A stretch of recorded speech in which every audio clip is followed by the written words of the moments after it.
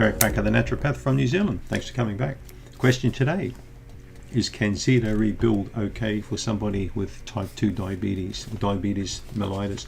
Well, all the three CanXida products are suitable, including our vitamin C product, which is excellent for a person with type 2 diabetes. So there should be no problem there.